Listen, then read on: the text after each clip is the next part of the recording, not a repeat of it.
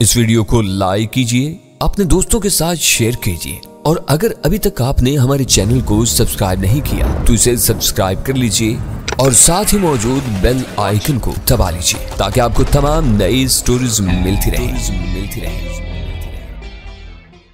तुम और तुम्हारे आदमी ग्रीन फार्म पर झक मारते रहे थे। यह बिल्कुल गलत बात है, मैंने ऐसी कोई बात नहीं की। सुल्तान शाह ने उसकी बात काटते हुए एहतजाज किया। तुम चाहो तो गजाला को बुलाकर उससे तस्दीक कर सकते हो कि वीरा गलत बयानी से काम ले रही है। तुमने ये अल्फाज नहीं कहे लेकिन तुम्हारा रवैया यही जाहिर कर रहा था। वीरा ने बेपरवाही से कहा। इस बात में कोई शक व शुबा नहीं कि हम दोनों ने हर कदम बाहिमी मशवरे से उठाया था। अव्वल खान ने उसकी बहस में दखल अंदाज होने की कोशिश की। वहां हर शख्स अपना अपना काम कर रहा था। अगर सुल्तान शाह अपनी कारकर्दगी पर खुश है तो इसे इसका हक हासिल है। तुम्हें भी खुश होना चाहिए। कृष्ण कुमार को तुमने अपने हाथों से मारा है, मैंने कहा। बिल्कुल बिल्कुल, सुल्तान शाह ने पुरजोर अंदाज में सर हिलाकर मेरी तायद की। वो करीबुल मर्ग कैदी ही सही मगर इस पर आखिरी कारी वार वीरा ने किया है। मरे हुए शेर की गर्दन पर पांव रखकर तस्वीर बनवाने का हक उसी को बनता है। वीरा ने चंद सानियों के लिए उसे फाड़ खाने वाली नजरों से घूरा, फिर बेबसी से मुझसे बोली, ये मुसलसल इस किस्म की बकवास करके मेरा खून सुलगा रहा है। इससे कहो कि शराफत से बात करे वरना अपने कमरे में चला जाए। कमरे में जाने से कोई फायदा नहीं होगा। अपना खून सुलगवाने के लिए तुम वहां भी पहुंच जाओगी। उसी वक्त फोन की घंटी बजने लगी। मुझे हैरत हुई कि आधी रात के बाद किसकी कॉल आ गई थी। अव्वल खान भी इस बेवक्त कॉल पर हैरान नजर आ रहा था। मैंने दूसरी घंटी पर स्पीकर फोन ऑन कर दिया। फोन पर जलाल की आवाज सुनकर मुझे ख्याल आया कि अपनी मसरूफियात में उलझकर हम उसे बिल्कुल ही भूल बैठे थे। हद ये थी कि ग्रीन फार्म पर खामोशी से चढ़ाई करने के सिलसिले में मैंने सिर्फ K1 से मशवरे पर इक्तिफा किया था। जलाल से उसकी तौसीक करने की जरूरत महसूस नहीं की थी। वक्त की कमी के सबब मुझे वो फैसला करना पड़ा था मगर मैं चाहता तो बाद में उसे एतमाद में ले सकता था। उसकी आवाज़ सुनते ही मेरे जहन में पिछले चंद घंटों की मुख्तसर सी फिल्म चलने लगी और मैं उसके किसी मुतवक्का शिकवे का जवाब सोचता हुआ फ़ोन की तरफ मुतवज्जा हो गया। सुना है कि तुमने अपने शिकार पर कामयाबी से हाथ डाल दिया है। मेरी आवाज़ सुनते ही जलाल की तरफ से सवाल किया गया। यह कारनामा अव्वल खान और सुल्तान शाह ने सर अंजाम दिया है।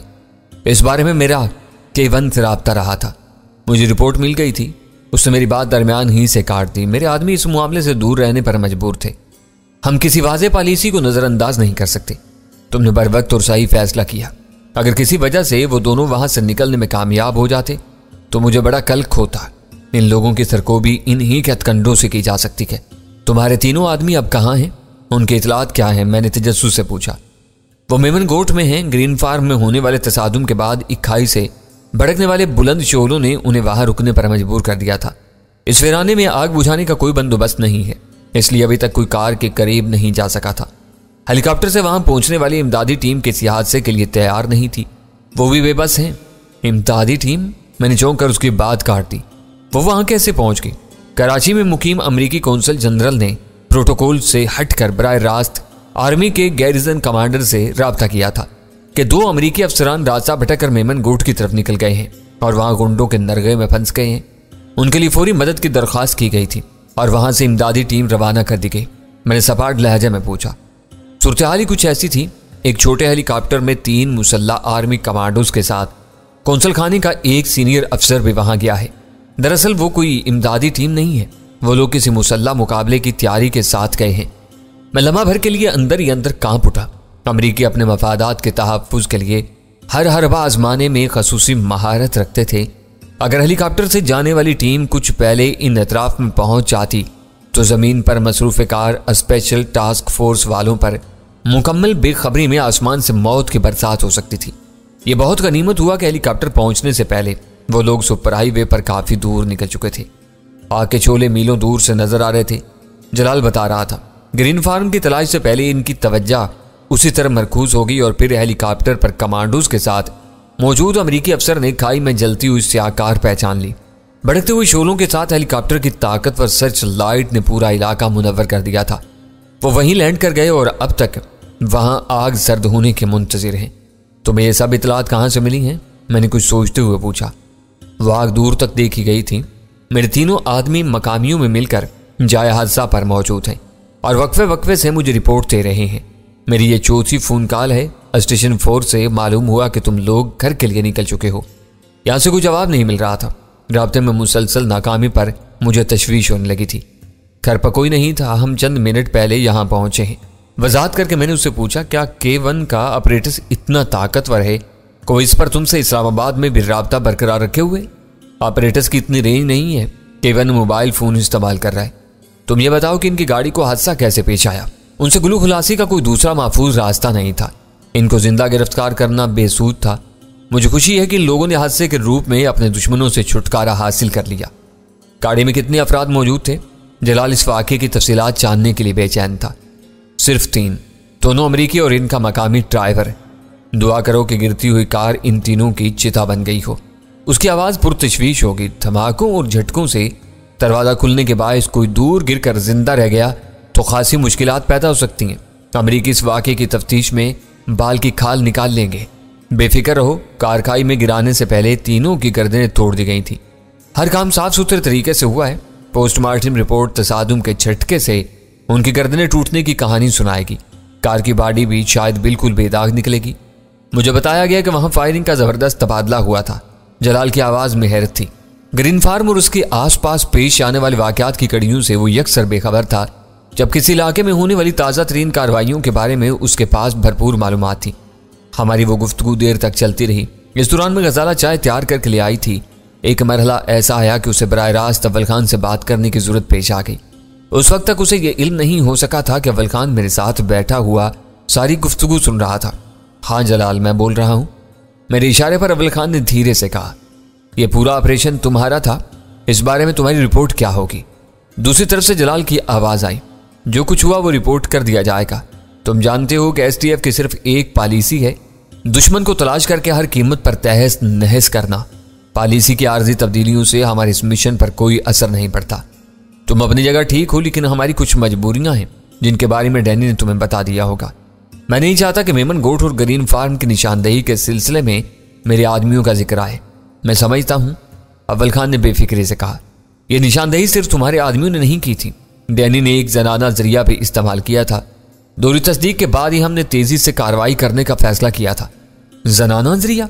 वो नई इस्तिलाह जलाल की समझ में नहीं आ सकी थी। हाँ, डैनी एक खातून पर काम कर रहा था।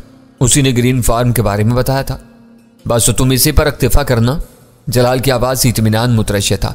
मैं समझ रहा था कि यह सारा काम तुम्हारा था। अब अंदाजा हो रहा है कि डैनी ने भी पसे पर्दा रहकर बहुत कुछ किया है। हमने सिर्फ एक्शन किया, वरना सारी मेहनत डैनी ही की है। उसने खासे पापड़ बेले हैं। सुराग तुम ही से मिला था। मैंने गुफ्तगू में हिस्सा लेते हुए स्पीकर फोन पर जलाल से कहा, तुमने मीरपुर खास के रहने वाले हिंदुओं की फर्म मोहन एंड मोहन का जिक्र किया था। कृष्ण कुमार उनके पास नहीं था, लेकिन इन्हीं की मदद से ग्रीन फार्म पहुंचा था। मैं इन लोगों को भूल गया था। मेरे आदमियों ने Mohan and Mohan private limited के दफ्तर, गोदाम और घर को चेक करने के बाद क्लियर कर दिया था। मैंने नोट किया कि तुम काम के हर उस नुक्ते को पकड़ लेते हो जिसे दूसरे नजरअंदाज कर देते हैं। हमारी असल लड़ाई कृष्ण कुमार से थी। उसके चक्कर में डेविड और जिमी मुफ्त में मारे गए। मैंने रस्मन कहा, मुझे इन दोनों के ड्राइवर के बारे में अफसोस है। वो बेचारा बिला वजह मारा गया। अव्वल खान में एक बड़ी खूबी यही है कि यह बेगुनाहों का बेदुरेग खून नहीं बहाता। इसके मुकद्दर का फैसला करने से पहले इसने ड्राइवर से उगलवा लिया था कि वो अपने गोरे आकाओं के इशारे पर 2 अफराद को कत्ल कर चुका था। तुमने मेरे जहन से बहुत बड़ा बोझ हटा दिया। अब मेरे दिल में कोई खलिश नहीं है।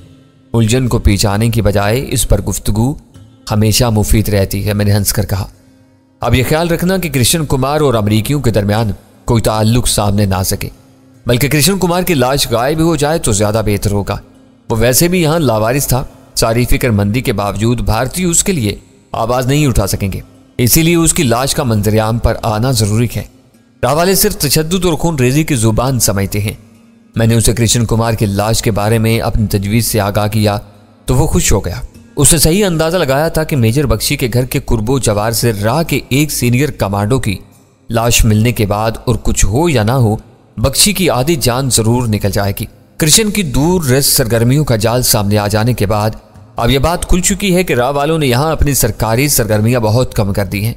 वो जानते हैं कि मुख्तलिफ ओहदों की आड़ में उनके सफारती दफातर में काम करने वाले एजेंट हमारी एजेंसियों की निगाह में हैं। वो कह रहा था, अब वो बराह रास्त कृष्ण कुमार जैसे आदमी यहाँ भेज रहे हैं तो मोहन एंड मोहन वालों पर अपना काम जारी रखो। इनके जरिए कुछ और नाम भी सामने आ सकते हैं। क्या इनके खानदान की कोई औरत कृष्ण कुमार के लिए काम कर रही थी? कृष्ण कुमार उस पर डोरे डालने की कोशिश करता रहा था, लेकिन वो उससे मुतनफ्फर थी। मैंने तफसीलात से गुरेज करते हुए जवाब दिया, यूं समझो कि वो अपने घर वालों के सलूक की वजह से खुद ही पके हुए फल की तरह हमारे दामन में आ गिरी। मैं देखूंगा कि वो हमारे लिए मजीद क्या कुछ कर सकती है। कृष्ण कुमार की निशानदेही के सिले में मैं उसे और उसके शौहर को माफ़ी दे चुका हूँ। तुम्हें कोई इखलाकी मजबूरी दरपेश है तो मुझे ब्रीफ कर दो, मैं अपने आदमियों को उसके पीछे लगा दूंगा। किसी के खिलाफ कुछ शवाहिद सामने आ जाएं तो मेरे आदमी उसके लिए बहुत सफाक साबित होते हैं। अभी ये बातें कबल इस वक्त हैं, पहले मैं खुद उससे टटोलने की कोशिश करूंगा। मजीद चंद मिनट की गुफ्तगू के बाद फोन का वो सिलसिला मुनक़ता हो गया। मारुति ने डैनी को नहीं छोड़ा तो जलाल के आदमी किस गिनती में हैं। फोन बंद होते ही वीरा ने अपनी जुबान पर रुका हुआ जहरीला फिक्रा अदा कर डाला। चंद ही दिनों में वो इस मुसलमान पसंद औरत के गुन गाते हुए नजर आएंगे। मैं तुम्हें बता चुका हूं कि होटल में मेरे और उसके दरमियान गुफ्तगू एक हद से आगे नहीं बढ़ी थी। मैंने सख्ती से कहा, तुम्हें बार बार ये सफाई पेश करने की जरूरत नहीं, तुम अपनी कहानी सुना चुके हो। मेरी अपनी एक राय है, हद को छोड़ो और ये सोचो कि उसने तुम्हें मिलने के लिए होटल आने पर मजबूर कर दिया था। अब तुम अपनी मर्जी से उससे मिलने जाओगे तो उसे बहुत खुशी होगी। मेरी राय है कि आप मारुति को आईबी वालों के हवाले करते। गजाला ने संजीदगी से कहा, कुछ हो या ना हो, ऐसी आज़ाद ख्याल औरतों के स्कैंडल बहुत तेजी से शोहरत पाते हैं। न जाने रवि कैसा आदमी है कि अपनी बीवी को बिल्कुल आज़ाद छोड़ा हुआ है। गजाला को अपना हम ख्याल पाकर वीरा का चेहरा तमक उठा और वो शोखी से बोली, वो खुद रवि है, इसलिए उसने सरापा बहरा रवि से शादी की हुई है। गजाला ने उसकी सही तस्वीर कशी की है। तुम लोग अपने घर में बैठे हुए हो, दिमागों के साथ साथ तुम्हारी जुबानें भी चल पड़ी हैं। मुझे अपने घर चलना चाहिए। अव्वल खान ने मुस्कुराते हुए मुरब्बियाना अंदाज में कहा और अपनी जगह छोड़ दी। कृष्ण कुमार के बारे में तुमने क्या सोचा है? उसके उठते उठते मैंने सवाल कर दिया। जब फैसला हो ही चुका है तो इस पर जल्द अज जल्द अमल होना चाहिए, उसने कहा। आजकल मौसम खासा खुशगवार है, क्यों ना उसे 1-2 दिन के लिए महफूज कर लिया जाए। बेसूद होगा, उसकी लाश 10 दिन बाद भी दस्तयाब होगी तो पोस्टमार्टम रिपोर्ट उसकी मौत के सही वक्त का तयन कर देगी। उस वक्त हमारे दुश्मनों को यह सोचने का मौका मिल जाएगा कि कृष्ण कुमार की लाश को इतनी मुद्दत तक क्यों छुपाया गया। मैंने लम्हा भर के लिए सोचा, फिर कहा, हामिद को हदायत दे दो, ज्यादा देर हो गई तो यह खबर सुबह के अखबारात में जगह नहीं पा सकेगी। तुम फिक्र न करो, मैं घर जाते ही उससे बात कर लूंगा। जरा सी देर में पुलिस लाश तक पहुंच जाएगी। सुल्तान शाह हमारे साथ था। बाहर से अव्वल खान को रुखसत करके हम दोनों अंदर लौट आए। वीरा और गजाला दबी दबी आवाज़ों में किसी पुरजोश बहस में मसरूफ थी। हमारे कदमों की आहट सुनते ही इन्होंने खामोशी इख्तियार कर ली। मुझे अंदाजा था कि मारुति ही इनका मौजूद सुखन हो सकती थी, मगर मैं इस बारे में कोई छेड़छाड़ किए बगैर अपनी ख्वाबगाह की तरफ हो लिया। मेरे लिबास तब्दील करने के दौरान ही गजाला भी कमरे में आ गई। अंदर आते ही उसने दरवाज़ा बुलेट कर लिया था। मैं बेपरवाही से बिस्तर पर दराज हुआ तो वो संजीदगी से मेरे करीब आ बैठी।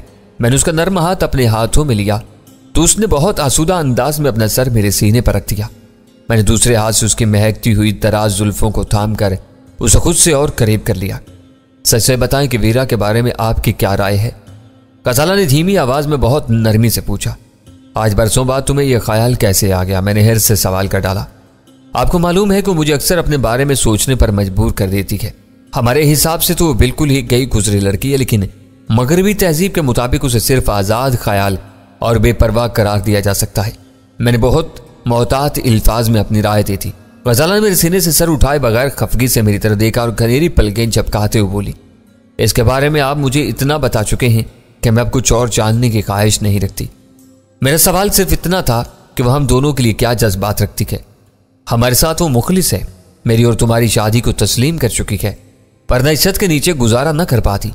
मैं भी अक्सर यही महसूस करती हूँ, लेकिन कभी कभी मुझे शुबा होता है कि मुझे आपकी तरफ से बदजन करने की कोशिश करती है।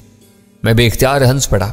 मैंने ओले से उसके गाल पर चपत लगाई और कहा, ये उसकी शरारतें होती हैं। इसके मिजाज में इतना तलव्वुन है कि वो कभी चैन से नहीं बैठ सकती। हर लम्हे कोई ना कोई तब्दीली चाहती है। वो हमारे दरमियान छोटी मोटी गलत फहमियाँ फैलाकर हमारी झड़पों से लुत्फ अंदोज होना चाहती है, मगर उसे कामयाबी हासिल नहीं होती।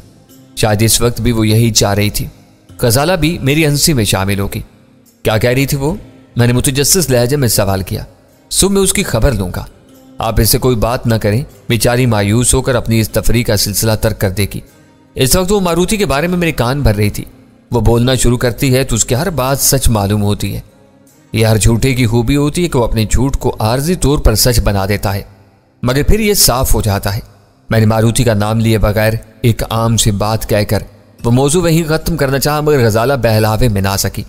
ये बात किसी तरह समझ में नहीं आती कि उसने सिर्फ चंद बातें तय करने के लिए आपको होटल के पुरताइश कमरे में बुलाया था। खूब, तो अब तुम भी वीरा की जुबान बोल रही हो। मैंने हल्का सा कहका लगाकर उसे पकड़ने की कोशिश की, मगर वो इससे पहले ही मेरी नरम गिरफ्त से फिसल कर निकल गई और सीधी गौसल खाने में जा घुसी। अगली सुबह के अखबारात में ज्यादा तफसीलात नहीं आ सकी थी, मगर दोनों खबरें बहुत वाज़ेह थी। कृष्ण कुमार की लाश अजूब बुरीदा थी। स्टेशन 4 पर उसकी जामा तलाशी में कोई ऐसी चीज बरामद नहीं हुई थी जिससे उसकी शनाख्त होती, मगर आबद ने उसकी एक जेब में उसके नाम का एक कागज डाल दिया था, जिसके नतीजे में उसे कृष्ण कुमार समझ लिया गया था। अखबार में तस्वीर की अशात के साथ लोगों से उसके बारे में मालूमात फराहम करने की इस्तदा की गई थी। पुलिस ने इस कत्ल को इब्तदाई तौर पर रकाबत और इंतकाम का शाखसाना करा दिया था। लाश की उधड़ी हुई हालत के पेश नज़र सिर्फ वही कहानी करीने कायास हो सकती थी। मकतूल के बारे में मजीद मालूमात के हसूल के लिए तफ्तीश जारी थी। मेमन गोट वाले वाक़े की खबरें कदर तफसीली और दिलचस्प सनसनीखेज थीं। कृष्ण कुमार की तलाश की मुहिम में वो दोनों अमरीकी अचानक ही रास्ते के पत्थरों की तरह सामने आए थे और किसी तफसीली छानबीन के बगैर मार दिए गए थे। इनके बारे में अव्वल खान ने कृष्ण कुमार के सामने सिर्फ इतनी कयास राय की थी कि वो अमेरिका की फेडरल ब्यूरो ऑफ इन्वेस्टिगेशन के कारिंदे थे। हकीकत भी वही निकली थी। जिमी FBI का सीनियर क्लर्क था। भूरे बालों वाला दराज कामत डेविड उसका मददगार था। इन दोनों के ओहदों से जाहिर होता था कि इनका ताल्लुक फील्ड स्टाफ के बजाय दफ्तरी अमले से था, मगर वो अमेरिका का मामला था, वहाँ ओहदों वगैरह की तकसीम का काम भी दुनिया से निराला था। वो दोनों जो कुछ भी थे FBI के एहलकार जरूर थे और अनजानी हो चुके थे। कार खड्ड में गिरने की वजह से तीनों जले हुए ढांचों में काफी टूट फूट पाई गई थी। गाड़ी में लगने वाली आग इस कदर होलनाक थी कि लाशें बुरी तरह मसक होकर रह गई थी। फौरी तौर पर यह इल्म नहीं हो सका था कि वो तीनों गाड़ी के आग पकड़ने से पहले मर चुके थे या जिंदा ही जल गए थे। अमेरिकी ज़राए ने अपने मामूल के मुताबिक इल्जाम तराशी की बुनियाद रखते हुए यह कह दिया था कि FBI वालों ने अपने आखिरी पैगाम में बताया था कि वो किसी दूर उफ्तादा मेमन गोट नामी मकाम पर फायरिंग में घिरे हुए थे। इनकी मौत किसी इत्तिफाकी हादसे का नतीजा नहीं थी, बल्कि इन्हें एक सोचे समझे मंसूबे के तहत घेर कर मारा गया था। इनके पास इन सवालों का कोई जवाब नहीं था कि पाकिस्तान में अमरीकियों के जानो माल को लाकर मफरूजा खतरात की रोशनी में अमरीकी हुकूमत ने अपने तमाम मुलाजमीन और शहरियों को अपनी आमदोरफ्त लाजमी ज़रूरियात तक महदूद रखने की जो सख्त हदायत जारी की हुई थी, इनके होते हुए डेविड और जिमी मेमन गोट में क्या कर रहे थे? क्या उन्होंने अपने अफसरान बाला से इस सफर की इजाजत दी थी? वो भटक कर इस इलाके में पहुंचे थे तो इनका असल मकसद कहाँ का था और उन्हें इस वीराने में कैसे पता चला कि वो मेमन गोट पहुंच चुके थे? पिछले वाकयात के मुकाबले में इस बार सिर्फ एक बात गनीमत थी कि FBI वालों की हलाकत के सिलसिले में मकामी हुकूमत या एहलकारों पर बराह रास्त कोई इल्ज़ाम नहीं लगाया गया था। 11 बजे अव्वल खान का फ़ोन आया। उसके पास कुछ ताज़ा तरीन खबरें थीं। लाशें बुरी तरह जल जाने की वजह से इन तीनों की मौत के असबाब के तयन में दुश्वारी हो रही थी। दूसरी तरफ अमरीकियों ने अपने 3 अफसरों को सायों की तरह तफ्तीशी टीम के साथ लगाया हुआ था। इनमें से 2 अमरीकी नजात थे जो बज़ाहिर पाकिस्तान में अमरीकी सफारतखाने के मुलाजिम थे, लेकिन अपने तौर तरीकों से मजे हुए सुराग रसां मालूम हो रहे थे। इनका तीसरा साथी पाकिस्तानी नजाद अमरीकी था जो इनके लिए तर्जुमान का काम कर रहा था। इन तीनों ने पिछली रात ही ग्रीन फार्म में अपना कैंप लगा लिया था। ग्रीन फार्म में जो कुछ हुआ इसे छुपाना मुमकिन नहीं था। वहां काम करने वाले मजदूर इस बात के अनी शाहिद थे कि वहां छुपे हुए शख्स से मिलने के लिए 2 अमरीकी फार्म पर आए थे। इसके बाद ही कुछ लोगों ने फार्म को घेर कर अंदर घुसने की कोशिश की, जिसे नाकाम बनाने के लिए गार्ड्स ने फायरिंग की इब्तिदा की और फिर फिजा बारूद की बू से भरती चली गई। वाकयात बहुत बेरहमी से कुरेदे जा रहे थे और आधा दिन गुजरने से पहले तफ्तीशी जमात और उसके साथ लगे हुए अमरीकियों को बहुत कुछ मालूम हो चुका था। बस कृष्ण कुमार का नाम पर्दे में था। वो ग्रीन फार्म के मालिक का जाती दोस्त नहीं था। रवि मोहन की सिफारिश पर वहां पनाह लेने आया था। अपनी शनाख्त पोशीदा रखने के लिए उसने शेरू का नाम इख्तियार किया था। फार्म के मालिक ने उन्हें वही नाम बताया था। हालात बहुत तेजी से करवट बदल रहे हैं। इस रफ्तार पर मुझे तशवीश हो रही है। अव्वल खान सब कुछ बताने के बाद कह रहा था। मुझे हैरत है, मैंने कहा। पोशीदा बातों से पर्दे उठने के साथ अमरीकी दलदल में फंसते चले जाएंगे। तुम हमेशा दूर की बातें सोचते हो, मैं सामने की बातों से परेशान हो रहा हूं। मुझे मालूम तो हो कि तुम किस वजह से परेशान हो रहे हो। मुझे ऐसी तेजी की तवक्का नहीं थी, मगर यह तेजी भी परेशान कुन नहीं है। मुझे इस बात में एक सुनहरी मौका नजर आ रहा है। तुम ये समझो कि शेरू यानी कृष्ण कुमार का नाम खुल चुका है। उसने इस्तरारी लहजे में मेरी बात काट दी। अखबारों में इसकी लाश के क्लोजअप पे छप चुके हैं। फार्म के मजदूरों ने तफ्तीशी अफसरों को कृष्ण कुमार का हुलिया बताया होगा। सब कुछ दुरुस्त है, मगर अखबार की तस्वीरों में इसका चेहरा लहूलुहान है। इस तस्वीर को आसानी से शेरू के तौर पर नहीं पहचाना जा सकेगा। स्टेशन 4 पर वीरा ने उसका चेहरा मसख कर दिया था। यह मफरूजे कागज की नाव साबित होंगे। अब रवि मोहन का नाम रिकॉर्ड पर आ गया है। किसी भी लम्हे इस पर हाथ डाल दिया जाएगा। वो इस इबहाम की दरमियानी कड़ी है, उसके हाथ आते ही सब कुछ वाजे हो जाएगा। उसने तो पहली नजर में कृष्ण कुमार की लाश को शनाख्त कर लिया होगा। इस वक्त मैं अपनी ख्वाहिश के बावजूद रवि को गिरफ्तारी से न बचा सकूंगा। तुमने उसे माफी देने का वादा किया हुआ है। पुलिस उसके दरवाजे पर पहुंचेगी तो मारुति ऊधम मचा देगी। हो सकता है कि वो हम लोगों से मुलाकात का कच्चा चिट्ठा खोल दे। मारुति के किरदार से हम लोग वाकिफ हैं। जगदीश मोहन उसे दूसरों के सामने नहीं लाएगा। रवि भी इतना अहमक नहीं हो सकता कि अखबारों में कृष्ण कुमार के कत्ल की खबर पड़ते ही खुशी से नाचता हुआ अपने घर लौट आए। वो आसानी से इनके हाथ नहीं आएगा। अमरीकियों की मौत के हवाले से रवि अहमियत इख्तियार कर जाएगा। महकमा इसकी गिरफ्तारी के लिए एड़ी चोटी का जोर लगा देगा। इसके हाथ आते ही हर बात खुल जाएगी। अभी तक तुम मामले के एक रुख पर सोच रहे हो। ये गौर करो कि कृष्ण कुमार का नाम खुलने के बाद अमरीकियों और भारतीयों के दरमियान कैसी कशीदगी पैदा होगी। इसने किसी फर्जी नाम से या शायद शेरू बनकर डेविड और जिमी को ग्रीन फार्म पर बुलाया था। वो इनसे सौदेबाजी करना चाह रहा था। इसकी दगाबाजी की वजह से वो दोनों मारे गए। रावालों के लिए जवाबदेही मुश्किल हो जाएगी।